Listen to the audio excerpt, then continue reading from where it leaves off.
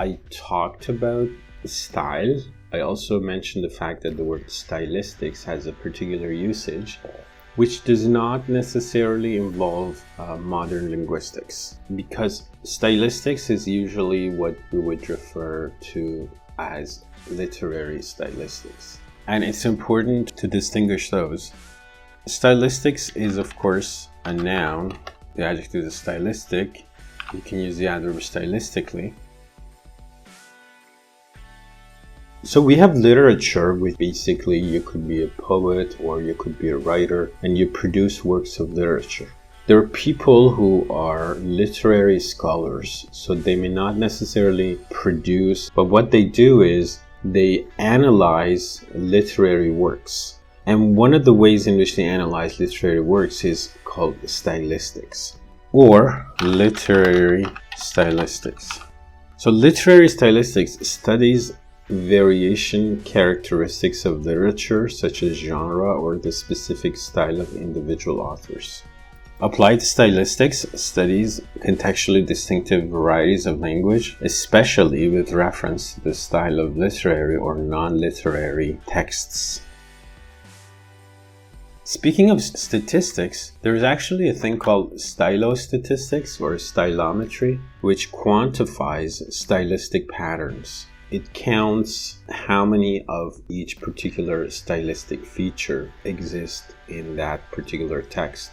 And then, so by quantifying them, then you can analyze them statistically. In a way, literary stylistics can be quantitative. It doesn't have to be qualitative. So you can apply statistical methods to the analysis of literary texts. There may be stylistic markers, certain words or certain expressions, and then you can say, oh, let's see how many times this word is used. So in the stylistics, you don't just analyze a style, for example, you could analyze genre. So you could say, in the detective story genre of books, usually these words or expressions are used. And then you could look at texts and count the number of those words or expressions in that text. So, and then you could say, the more these words are, the more it conforms to the typical or stereotypical understanding of what this particular genre is.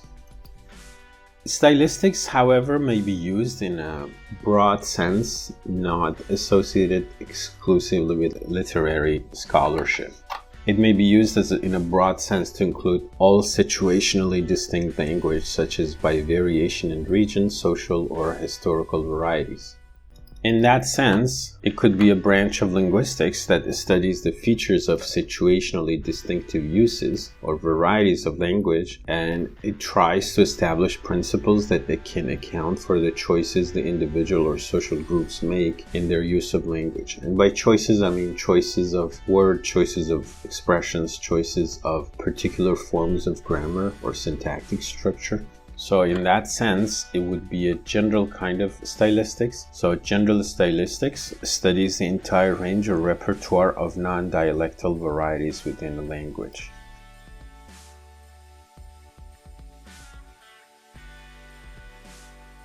In literary scholarship, there is phonostylistics. So what is phonostylistics? It is the study of the expressive and aesthetic functions of sound in language. For example, onomatopoeia, which means in poetry or literary texts, certain words that are used, are they onomatopoeic? Are they copies of sounds that occur in nature or not? Or what effects they have? That is a stylistics which is associated mainly with literary scholarship, but as I also analyzed in 2 videos so far, the styles or speaking styles or speech styles are studied in variations linguistics or sociolinguistics. In that sense, you could speak of stylistic variation rather than the stylistics. Style in variations linguistics has been studied in various approaches to what style means. So as compared to literary stylistics, in variationist linguistics, style is studied by looking at phonological, grammatical, or lexical variables which are quantified in relation to extralinguistic factors such as social class, socioeconomic status or SES, age or sex, Basically, you look at the covariation of these extralinguistic factors with certain variables within language. The results of the covariations are stated in the form of variable rules which apply under social conditions. Variation or change in language, linguistic evolution, is described in relation to hypotheses that describe the relationships between social variation and linguistic evolution, including stylistic variation.